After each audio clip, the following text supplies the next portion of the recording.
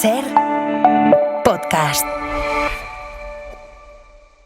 Nuestro siguiente invitado es un ignorante, pero no uno cualquiera, sino un ilustre ignorante. Él nació en Madrid, pero se crió en Oviedo, y aunque se crió en Oviedo, es un hincha del Sporting de Gijón.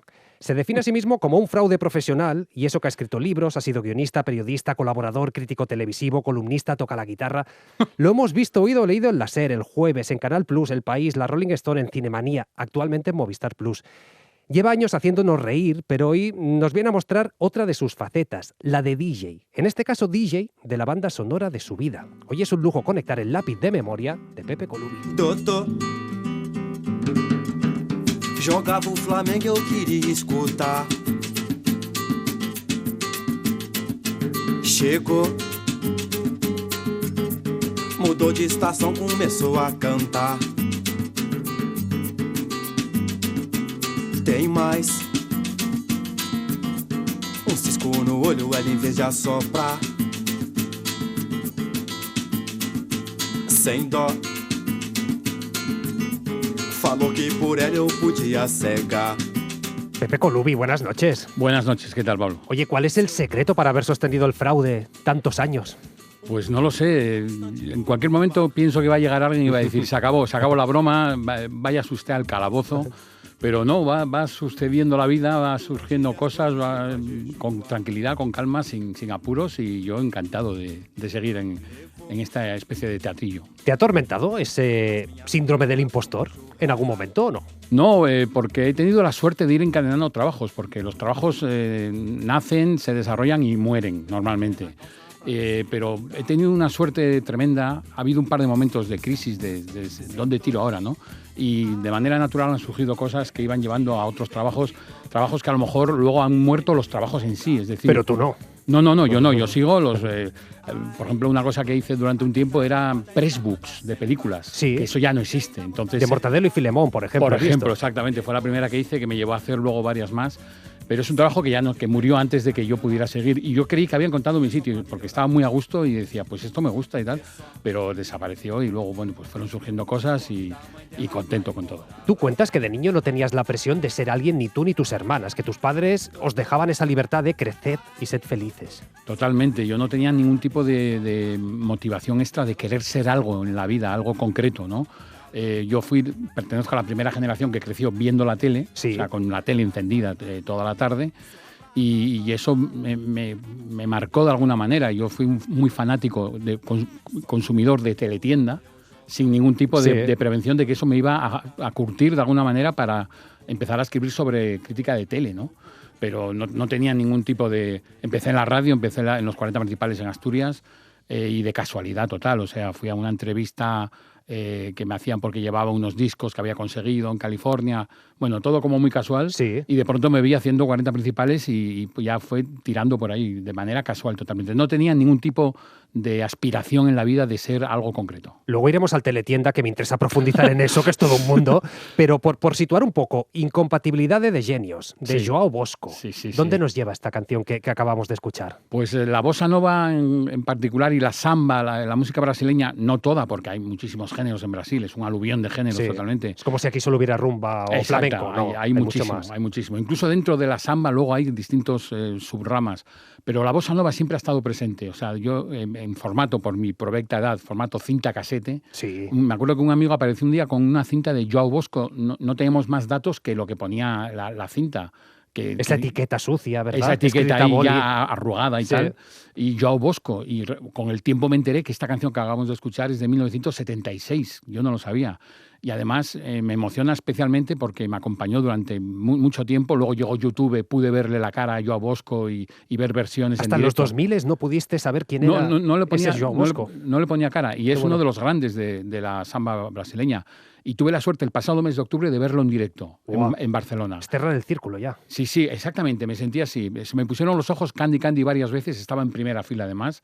Y con 79 años tocando la guitarra con una velocidad, unos reflejos y un saber estar mientras cantaba. O sea, está en forma totalmente. Y efectivamente sentí que cerraba un círculo importante de mi gusto musical por Brasil. La música te emociona, la tele la consumes y también te gusta, pero el humor es donde tú te mueves. No sé si de niño ya eras el gracioso. Bueno, siempre he tenido una actitud, yo creo que sarcástica o satírica o cachonda, por decirlo en plan totalmente vulgar. Pero nunca pensé que podría vivir de eso. Y de hecho a mí Ilustres Ignorantes me cayó del cielo con 40 añazos. Es decir, yo lo que más he hecho en la vida es escribir periódicos, revistas, críticas, artículos, entrevistas, libros de distinto tipo. Pero el humor siempre lo he usado, no como un destino, sino como un camino hacia expresar una opinión o un acercamiento a algo, ¿no? Pero de pronto me cayó eso que me cuesta mucho definirme como humorista, porque tengo muchísimo respeto a la profesión, me encanta, estoy siempre consumiendo sitcoms, monólogos, me encanta, tengo muchísimo respeto a la gente que hace monólogos, porque salir a una tabla con un micrófono a entretener de la nada me parece un trabajo dificilísimo. ¿Y tú qué eres entonces? Soy un disperso. Soy un corazón tendido al sol, que diría la canción, ¿no? Si atiendo a lo que más he hecho, yo soy escritor. Pero, por ejemplo, ahora lo único que mantengo habitualmente es una columna que hago en Cinemanía cada mes. Sí. Y no tengo, por ejemplo, ahora mismo ningún libro a la vista, ni notas, ni tomo notas, ni nada. Pero es lo que más he hecho en la vida y llegué a sentirme, y estoy muy orgulloso, por ejemplo, de mis 3 novelas que forman una trilogía. Sí. Y ahora mismo no tengo ningún libro en mente, pero yo diría que soy cordialmente escritor. Pero fíjate, te he escuchado en entrevistas anteriores que no querías definirte como escritor, que decías, no he escrito un libro, pero no soy escritor porque un escritor es otra cosa, y ahora dices, pues sí, escritor. Es que es lo que más he hecho, pero es verdad que hay una manera de definirse como escritor que me da casi como rabia, ¿no? Lo del miedo al folio en blanco y esos clichés que se hacen, ¿no? De escribir, uno escribe cuando tal. O sea, ponerme muy, muy trascendental y muy serio, pero sin embargo miro para atrás y veo la trilogía que he hecho y estoy súper orgulloso y me da gustico. Y de vez en cuando releo. Esto no sé si está bien visto, pero yo me releo y me río. O sea, que es lo que tenía previsto que sucediera. Y también hay momentos tiernos en las novelas. Pero creo que he hecho un trabajo que está muy por encima de lo que yo podía esperar cuando empecé allá por el año 2000 a escribir la primera novela. Mira, pues vamos a ir a esas novelas, a la primera, pero antes pasamos por otra canción de tu lápiz de memoria, es Your Teeth in My Neck, que esto sería como tus dientes en mi nuca, ¿no? Algo así. Sí, es vampiro, es un vampiro. Ah, es un vampiro, no es nada de Scientist.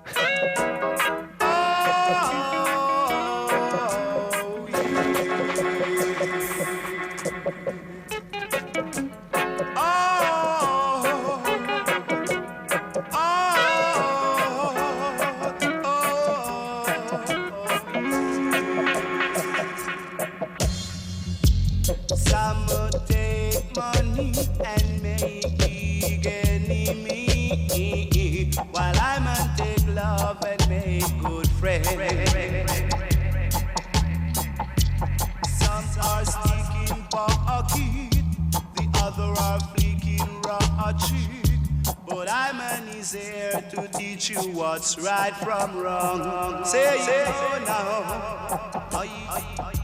Claro, que esto los oyentes, ustedes no lo están viendo, pero aquí Pepe ha tocado todos los instrumentos ya de la canción y se la ha bailado entera. O sea, un flipado de manual. No, pero esto es sentir la música. Totalmente, es que esta canción me pone a 100. La descubrí en California en el año 83. Tú te vas ahí a estudiar COU. A estudiar COU, exactamente.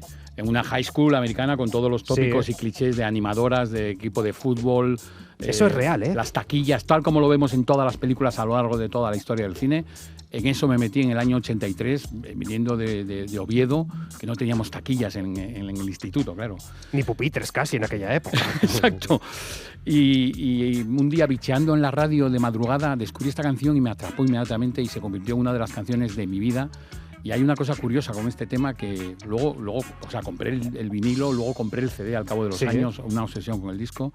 Y yo pensaba que era una cosa muy minoritaria, o sea, que era como yo con mi disco de Scientist, que me gustaba y que disfrutaba solo. Y resulta que un día se lo pongo a un amigo, años después, y resulta que es una canción que aparece en el GTA, en el Grand Theft Auto 3. Ah, eso ayuda mucho a popularizar Claro, canciones. en la emisora K-Ya, yo no juego al GTA, pero estoy al tanto por este amigo, y en la emisora K-Ya, que tenía 4 temas de este LP. Entonces, para mucha gente, descubrí que para mucha gente, para millones de jugadores a los que igual no le interesa el reggae, conocían perfectamente Your Teeth in My Neck, y de pronto me sentí como si tuviera millones de amigos de golpe, ¿no? Tu gran secreto desvelado de golpe. Claro, decías, llego a Estados Unidos, me encuentro animadoras, me encuentro las taquillas. ¿Qué es lo que más te chocó de esa España de los 80 de repente caer en esa América que teníamos tan en nuestro imaginario? Bueno, yo llegué a San José, era la ciudad donde iba a vivir con una familia americana, y la semana siguiente tocaba Police. O sea, eso ya Casi fue como nada. Police con Madness de teloneros. O sea, era como... Y los Thompson Twins.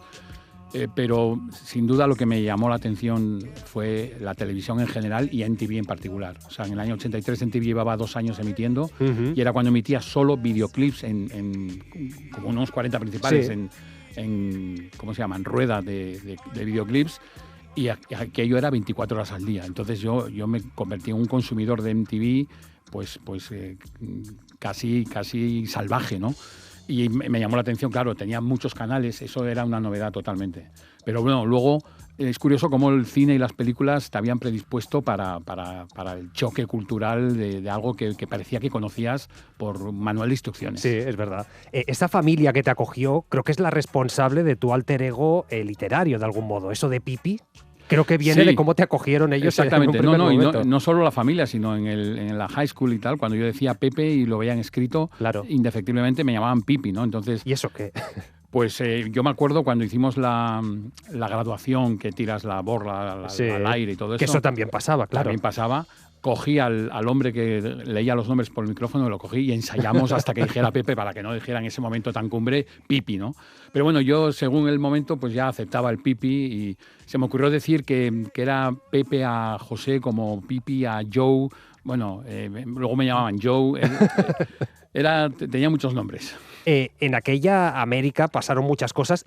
Algunas inspiraron tu novela, pero tú no lo viste de primeras. Eso tuvieron que pasar años hasta que dijiste, oye, que de todo aquello, de esa locura, hay material literario. Pues eso me lo hizo ver un amigo, me acuerdo perfectamente, fue en mayo del año 2000, en Fuencarral, comiendo unas lentejas. Es que lo tengo apuntado en el libro como dedicatoria, entonces por eso me acuerdo.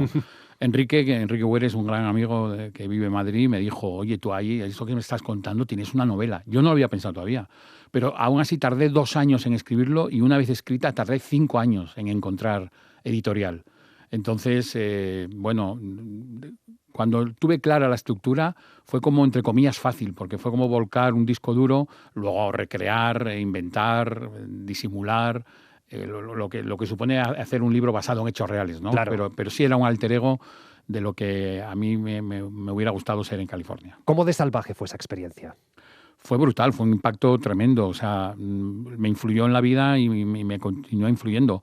Para empezar, aprendí a hablar inglés, que me sirvió para entrar en los 40 principales. Luego es un efecto dominó. Para pronunciar bien las canciones. Exactamente. Claro, decir U2, que sonaba muy pedante decir U2 cuando en vez de U2, ¿no? O Tina Turner. ¿Y decías U2? Lo mezclaba. Vale. No quería ser excesivamente pedante. Pero claro, cuando explicas que aquí a U2 se le llama U2, llama la atención mucho, ¿no? Pero me influyó muchísimo. Yo, pues otro de las causas de que entrara en la radio es que me traje 50 LPs de vinilo de California, y me hicieron una entrevista, y a partir de ahí pues empecé a entrar en radio. O sea, fue una influencia tremenda. Y luego pues la novela, de la que estoy orgullosísimo, California 83, que recrea un poco toda aquella experiencia. Pero que dices que no quieres hacer una cuarta parte, que no quieres un Pipi viejuno. Yo sí lo querría si lo tuviera, pero escribir un libro es tremendamente agotador, o sea, y muy absorbente. Yo cuando escribí California 83 estaba convencido de que ahí se acababa la aventura, pero fíjate, luego dicen que no vale para nada Twitter. Por Twitter empezó la gente a insistirme. Cada día tenía varios tweets insistiendo en una segunda parte. Y tardé tiempo en verlo, claro. O sea, salió en 2008 California, y el siguiente en 2013, 2014. Entonces tardé en verlo, pero una vez que me pongo a escribir es muy absorbente. Necesito muchas horas. Entre comillas, pierdo muchísimo tiempo en la documentación. porque quiero fechas exactas de cuándo tal canción estaba sonando en las emisoras, por ejemplo, ¿no? Por decir una cosa. Y es muy absorbente. Entonces, ahora mismo no tengo ninguna chispa de viendo a Pipi viejuno. Tendría que ser porque en Dispersión, en la última novela, cumple 40 años al final de la novela. Muy joven. Entonces, pues Pipi de 50, no lo acabo de ver por una mezcla de vagancia. Igual de 90 tendría su gracia. De 90 también tendría mucho que contar. Espero que tenga mucho que contar a los 90. Ahora de repente le estás diciendo a los oyentes, si me bombardeáis por Twitter, a lo mejor hay una chispa que prende. Yo de momento lo tengo muy, muy lejano porque no tengo ni notas, ni ideas, ni ganas de momento de ponerme a lo que exige de verdad una novela. La música te llevó a muchos sitios, entre ellos a los 40, pero a veces te llegó de casualidad. Creo que también trabajaste en una estación de autobuses y que ahí unos mineros te inocularon el virus del reggae. Pues sí, era en Villablino, en León, que hay mucha comunidad de Cabo Verde trabajando en la mina. Vale. Y había un grupo que se llamaba Africans People Band que estaba tocando por la zona, en las comarcas de Villablino, Ponferrada. Y yo me hice muy amigos de ellos, muy amigos, y incluso informalmente me bautizaron como Ras Sayan, mi nombre Rasta. Y al volver de aquel verano, yo tenía 16 años, era muy impresionable. Pero sí que ya iba con el gen del reggae, junto a la bossa que antes decía, pero también el rock en general, o sea, el punk.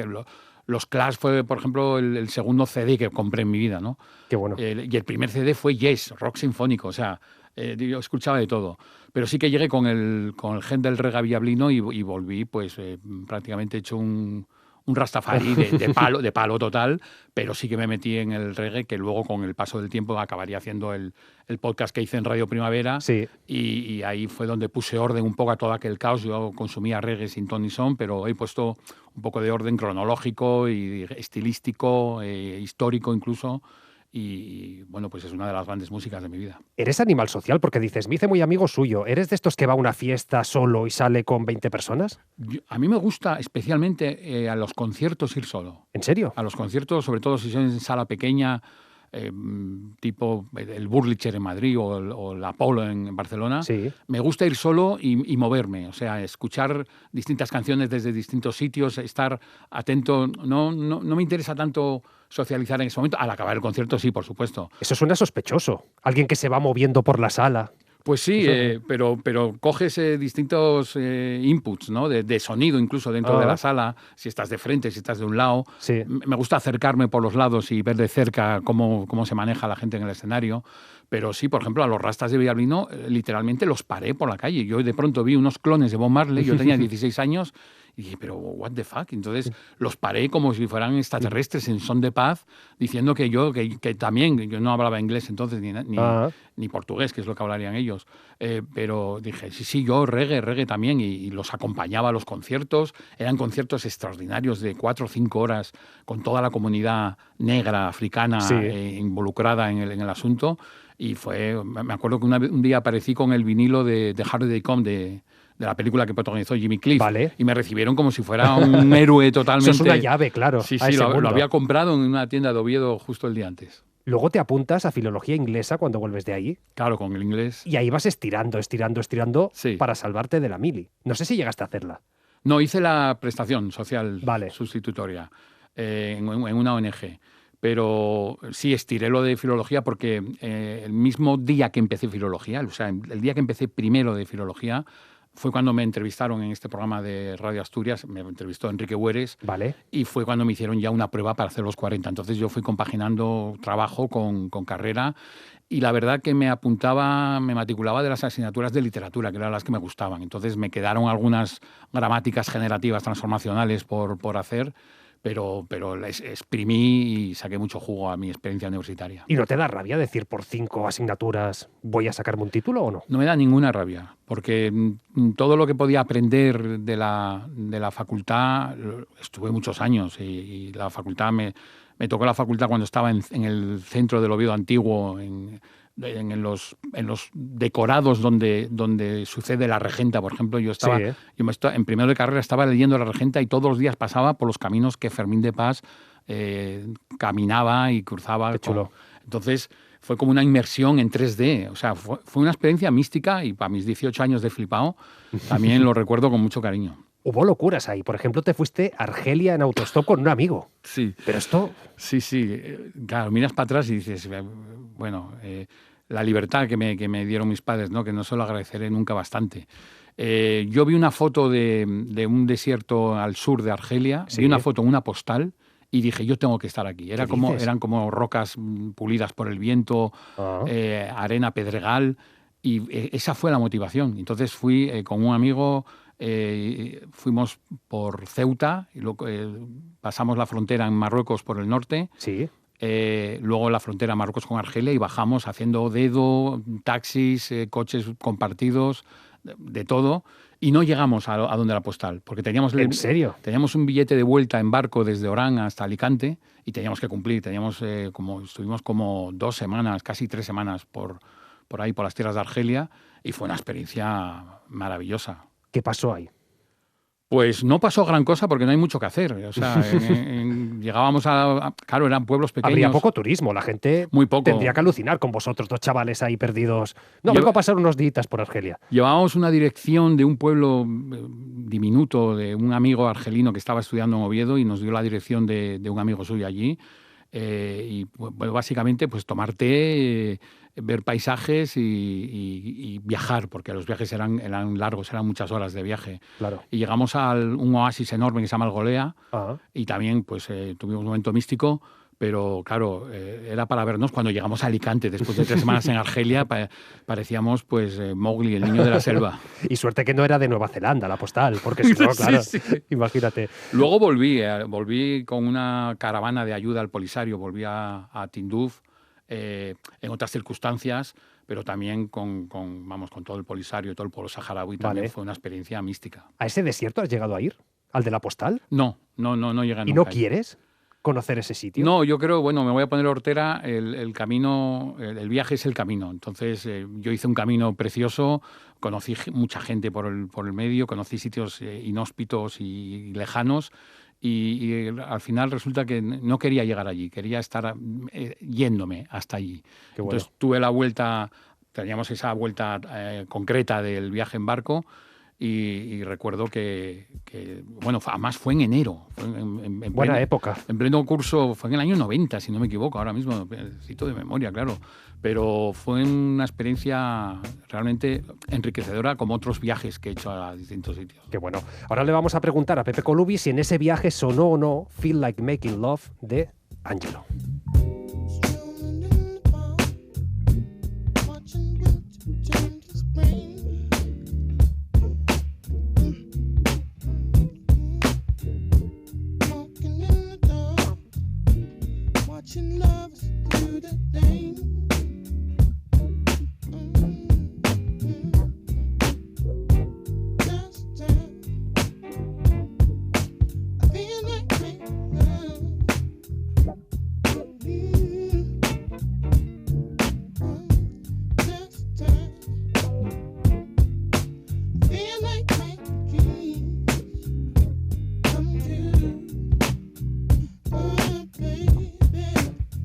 ¿Esta dónde nos lleva?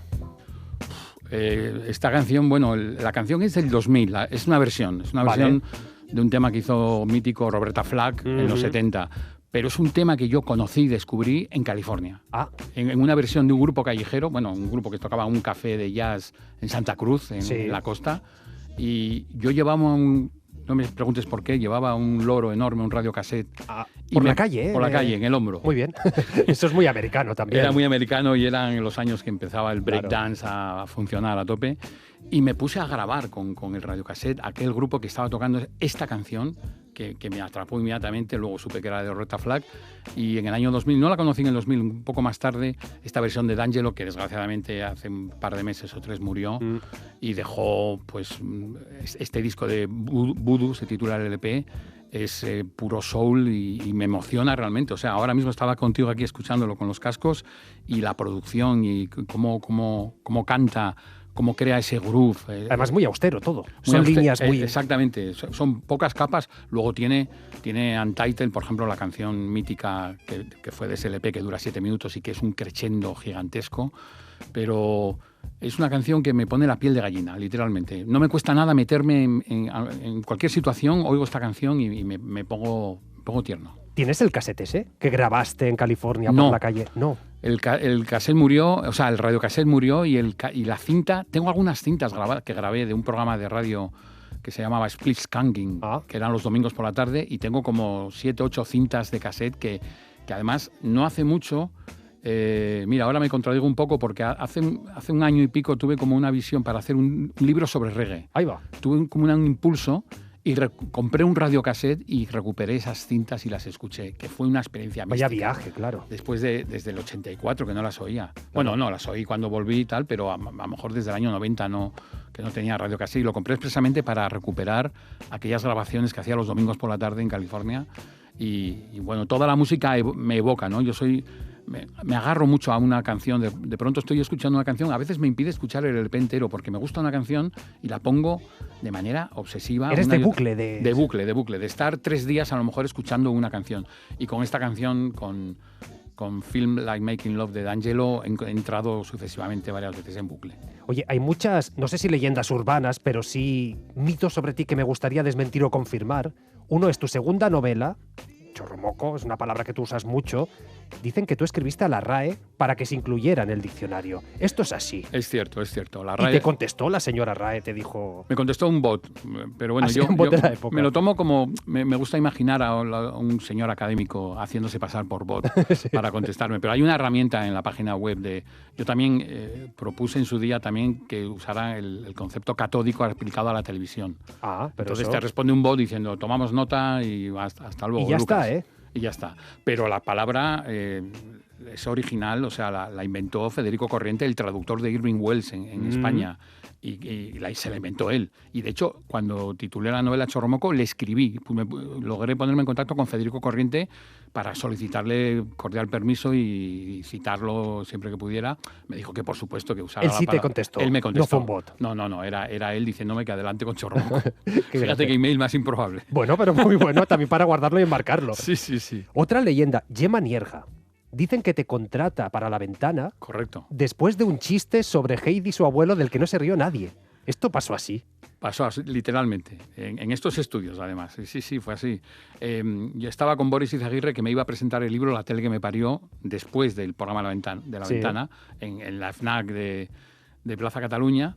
Entonces, justo antes me invitó Gemma Nierga al programa y hizo un comentario de Heidi y yo dije, como el chiste, pensando que se refería a un chiste muy soez y muy grueso, y ella no se refería al chiste. Dijo, ¿qué chiste? Y esto en directo. Ella no sabía por dónde iba. No, yo le hice el gesto claramente, estaba presencial en el estudio, y le hice el gesto, no, por ahí no dije nada. Pero ella insistió, no, Pepe, cuéntalo. Y Boris empezó, cuéntalo.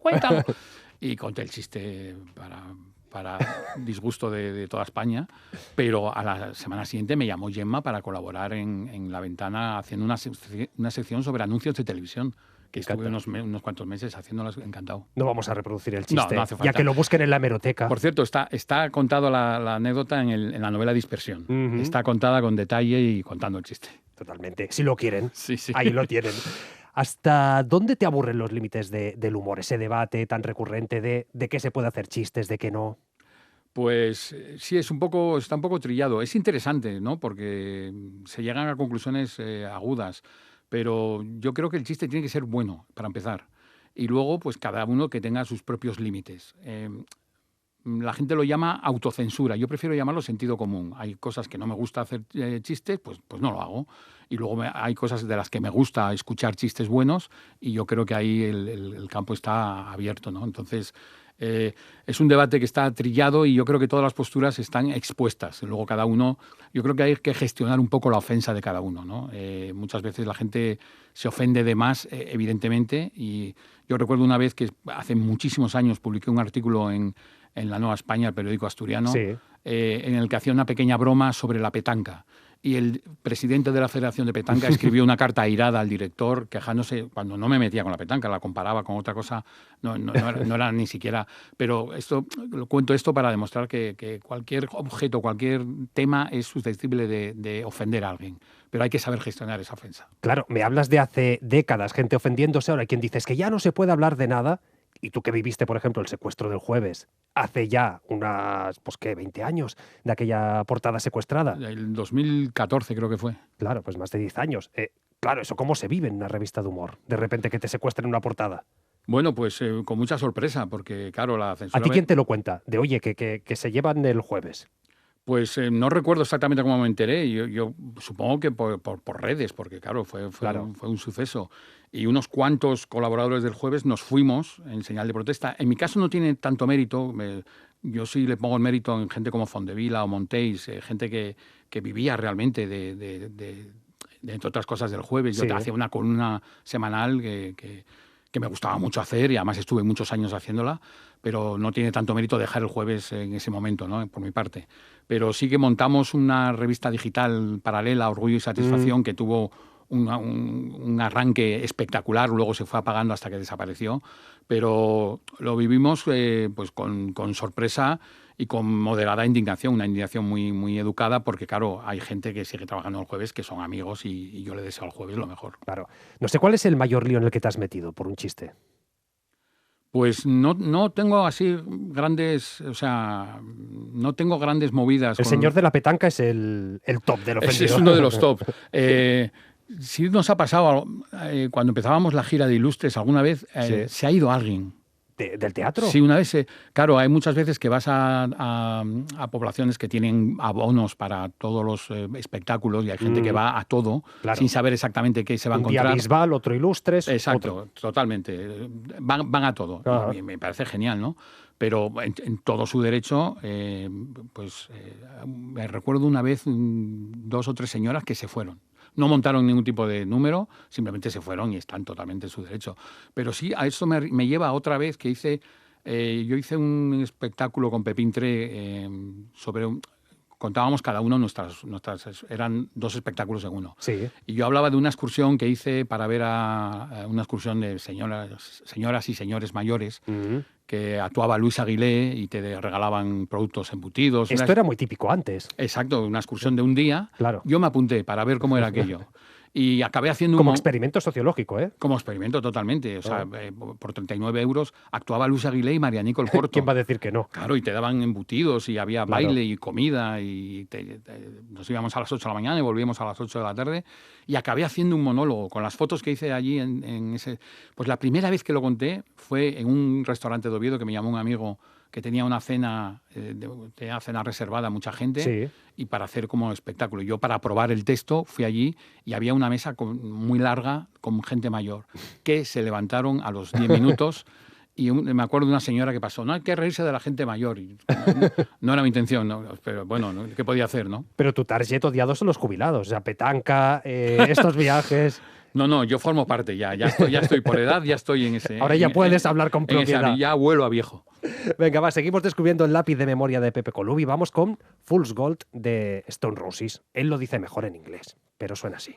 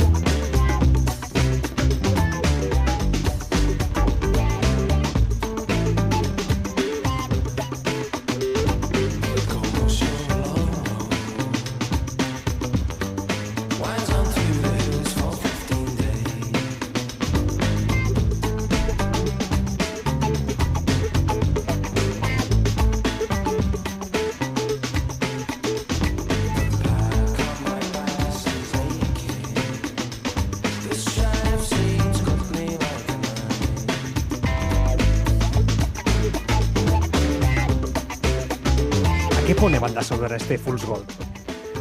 Pues a los años 90, o sea, los Stone Roses fueron como anticipo de muchas cosas, entre ellas Oasis, por decir algo muy grande ahora, ¿no?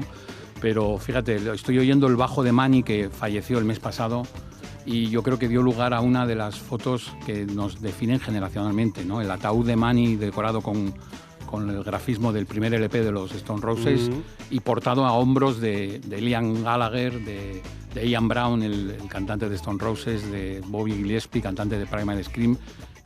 Esa foto yo la colgué en Twitter y es como, bueno, pues somos una generación y nos estamos yendo, ¿no? El año 2025 ha sido terrible, o sea, en pérdidas de gente importante.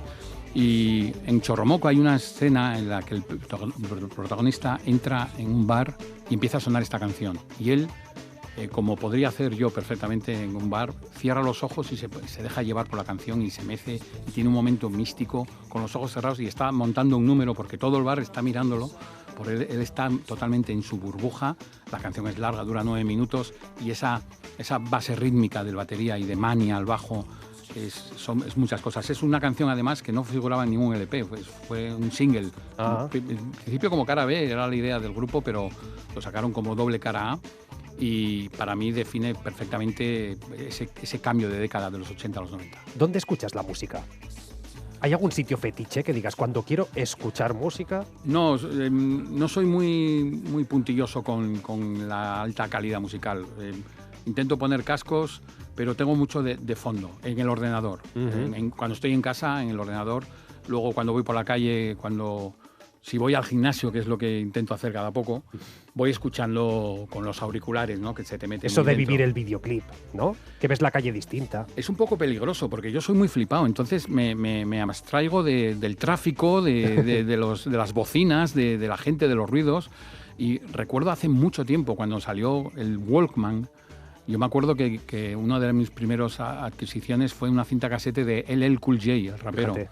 Y yo lo escuchaba, pues te hablo del año 85, 86, y lo escuchaba por la calle hasta que un día me di cuenta que andaba en plan... como del Bronx. Sí, como del Bronx, así en plan chulesco, y es que me metía en la canción. Entonces, intento no escuchar, si voy en el metro y tal, no pongo auriculares, porque es que me quedo totalmente inútil de sentidos prácticos que hacen falta para caminar por la vida, ¿no? Pero me gusta mucho tener música de fondo. Ahora, por ejemplo, para escribir no puedo. ¿No? No puedo porque me despista. ¿No te crea ambientes? No, imposible. Para el sexo tampoco. ¿No? No, porque se me va la cabeza a la canción. Y de pronto si estoy, por ejemplo, esta canción de los Stone Roses, estoy oyendo el bajo de Manny todo el rato y eso no lo quieres hacer. No puedes dejar de marcar el compás. Mientras estás escribiendo o estás acariciando. Claro, a otras cosas, claro. Para follar solo vale la música mala. Ruido blanco. Pero yo siempre lo digo esto, lo he dicho en Ilustres, ¿no? Si pones una canción de Marvin Gaye, que se supone que es así sensual y tal, los arreglos de cuerda a mí me llevan... O sea, me despistan. Por mucho que me guste la otra cosa que estoy haciendo, que me gusta y me encanta, pero son incompatibles. Entonces, sobre todo para escribir, sí que no... O sea, si estoy escribiendo sobre música, sí la oigo, pero en el momento de escribir la quito y me concentro porque soy muy disperso. Enseguida, una mosca a mí me despista muchísimo. Me hablabas de música mala. Seguro que en tu lista de Spotify hay alguna canción de la que te avergüenzas, que no has querido poner hoy en el lápiz. Hombre, en el listado que tengo de la novela de Chorromoco, por ejemplo, en Spotify, que es una novela muy musical, o de Dispersión, que también tiene mogollón, hay como 80 y pico, 90 canciones, pues está el Bulería de David Bisbal, ¿no? que es lo más alejado de mi gusto totalmente. Pero también a veces hay un gusto, por ejemplo...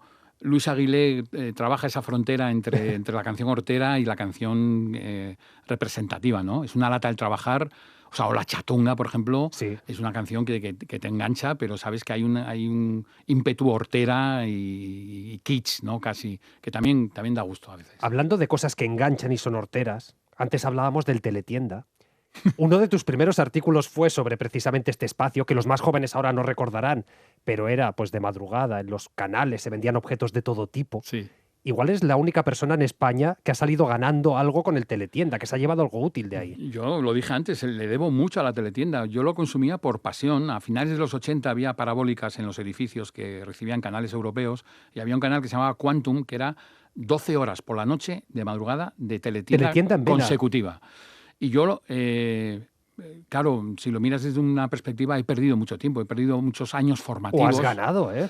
He ganado, para el trabajo posterior sí que he ganado, pero años formativos, me he perdido muchas películas, series y tal. O sea, yo grababa en vídeo muchas series cuando se grababan en vídeo, pero luego yo sabía que había un canal con teletiendas que ya me sabía de memoria, sabía incluso diálogos y tal. ¿Te acuerdas?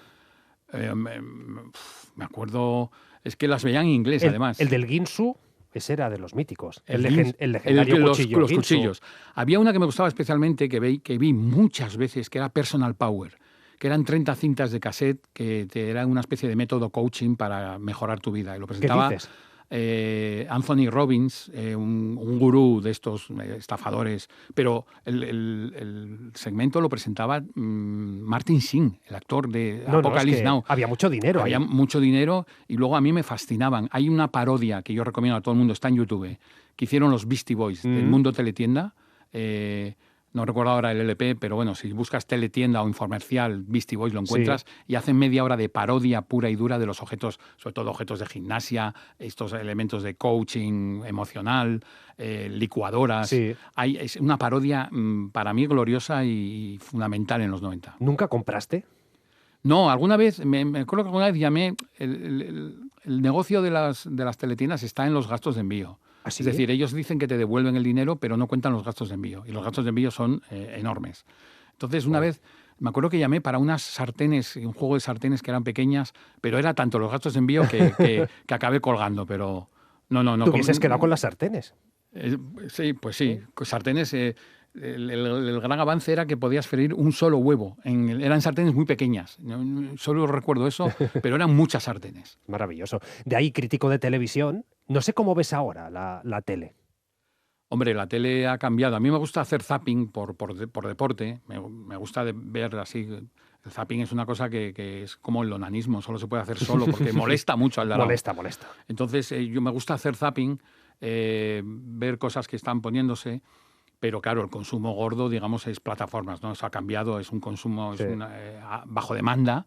Es algo que sonaba futurista cuando empezó las plataformas primeras, ¿no? Antes de Netflix. ¿Quién va a pagar por ver la tele, no? Exacto. Entonces ha cambiado y yo creo que el consumo va menos. O sea, las plataformas se están haciendo con todo y es bueno que así sea.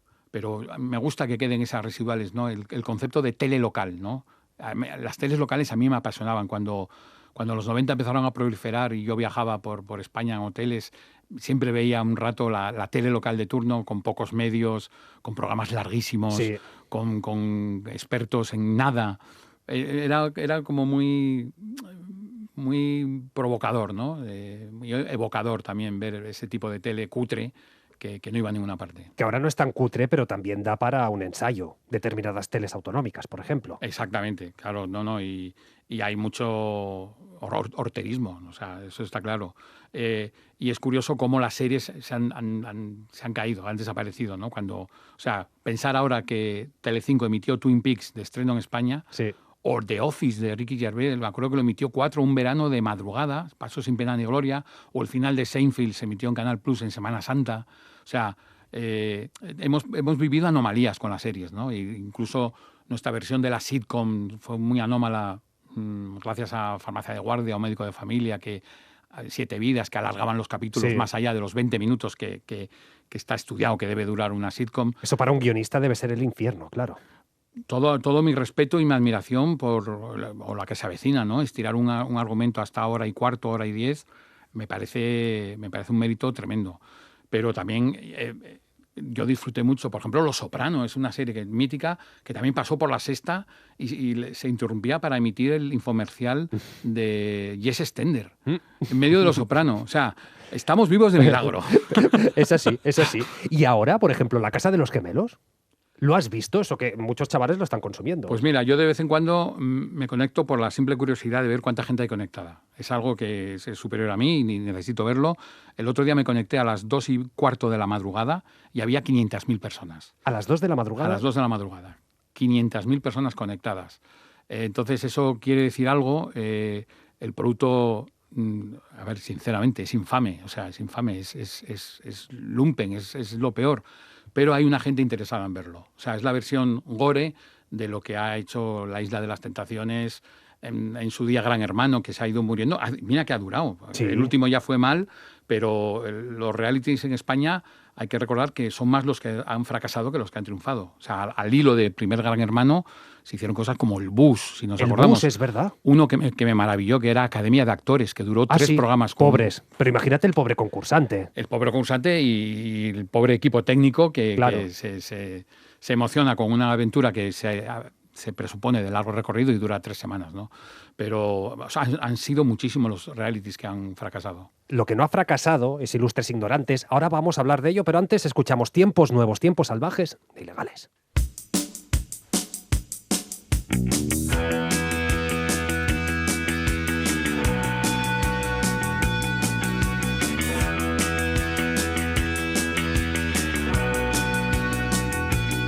Tiempos nuevos, tiempos salvajes. Toma un arma, eso te salvará. Levántate y lucha, esta es tu pelea. Levántate y lucha, no voy a luchar por ti. Es curioso porque es la única en castellano que has incluido en este lápiz de memoria. No, podrías poner las 5 en castellano. O sea, no hay un motivo especial. He pensado en un abanico amplio, pero Los Ilegales tenía que sonar. Este mismo mes perdimos a Jorge Martínez, otra pérdida tremenda. Y todo yo creo que patrimonio nacional asturiano. O sea, yo coincidí muchas veces con Jorge, como cualquiera que saliera por Asturias, por Oviedo, por Gijón, por Avilés. Jorge era un animal especialmente nocturno.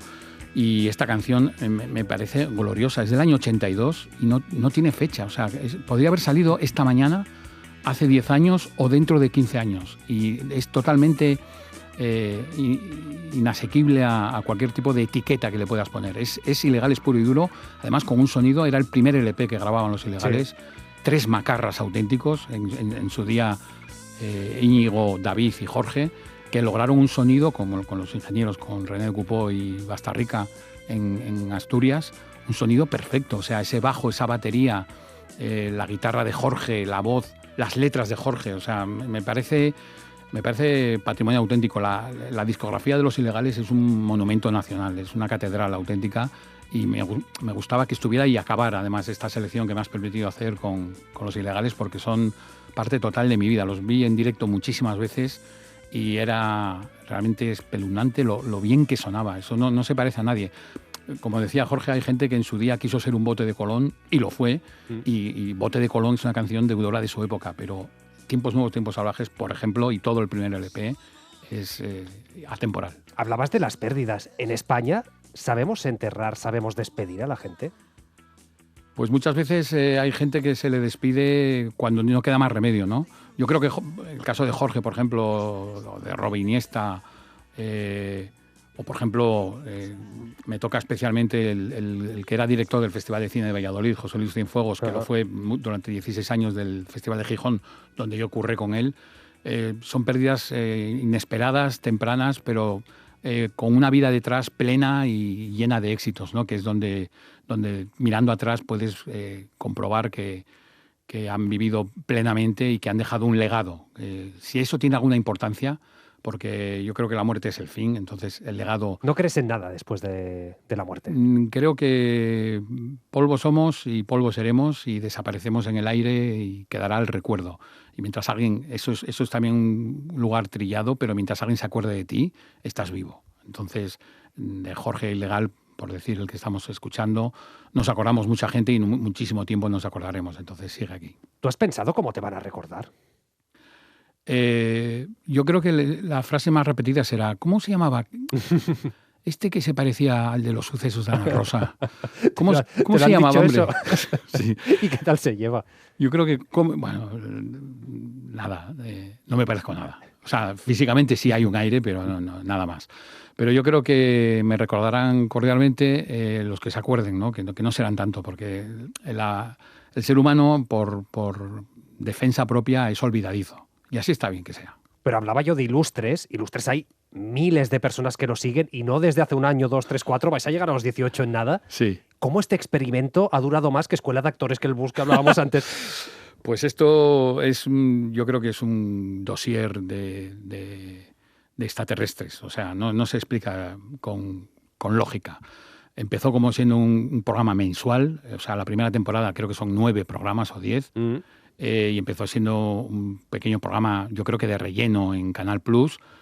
Interesante, porque de pronto estábamos Javier Coronas, Javier Cansado nada más, nada menos, de Familia y Cansado, y yo, que no era nadie, pero de pronto, bueno, avanzó a ser un programa quincenal y de pronto avanzó a ser programa semanal y de pronto pasaron 18 años, que lo dices en voz alta y parece que miras para los lados, ¿no? Pero bueno, yo creo que es un programa asimilable, dura poco, que eso es básico. Antes hablábamos del horror, del humor, perdón, del humor, y dura lo justo. O sea, mucha gente me dice, es que te dan ganas de que dure más. Y yo, bueno, esa sensación es bonita.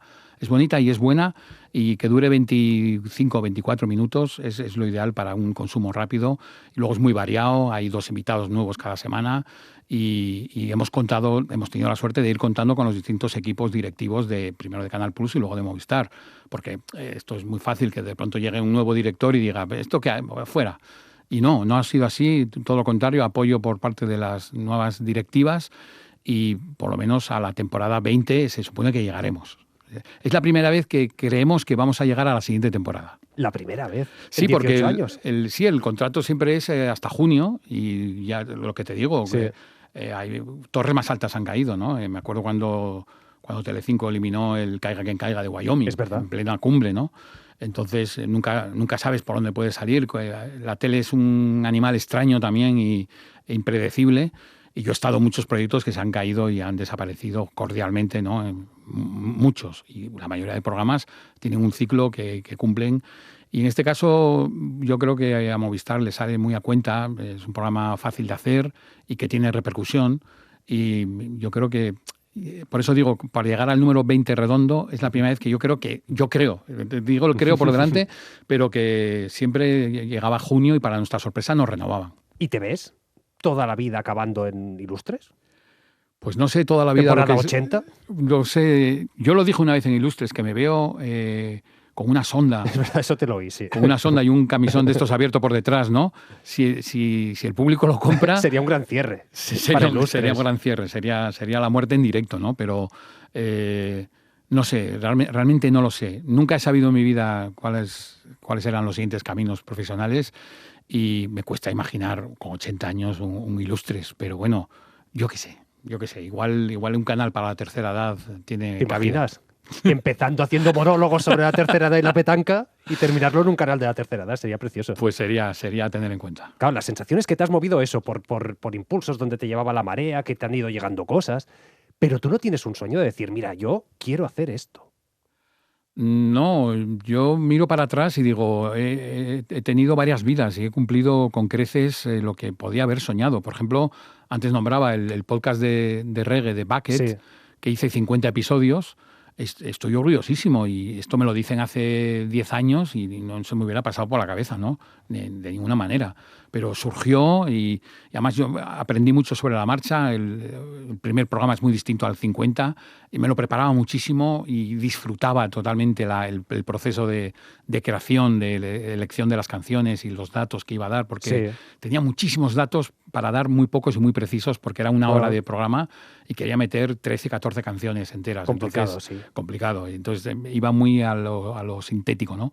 Pero he hecho cosas de las que estoy muy orgulloso. El pressbook que antes nombrábamos, de Mortadelo y Filemón, con el desaparecido Tony Galindo, que en el recuerdo, el diseñador gráfico, pues también fue una cosa que una vez hecha dije, madre mía, pues estoy orgulloso y me pongo una medalla, ¿no? Y así con muchísimas cosas que... entrevistas que he hecho en su día, ¿no? Hice muchas entrevistas y algunas estoy particularmente orgulloso. Pues sí. Lo que pasa es que no queda registro digital porque en los 90 no está digitalizado mucho he perdido mucho de lo que he escrito a lo largo de mi vida. Eso da mucha rabia, sí, mucha rabia. Pero un día Google también va a coger todo esto que nos guarda y va a decir, pues si lo quieres paga no sé cuántos mil y maldito chantaje también. Sí. Maldito chantaje. Por ahí van los tiros. Pepe Colubi, ha sido un placer. Gracias por conectar tu lápiz de memoria. Encantado. Y te seguimos de cerca. Cuídate. Gracias. Para no perderte ningún episodio, síguenos en la aplicación o la web de la SER, Podium Podcast o tu plataforma de audio favorita.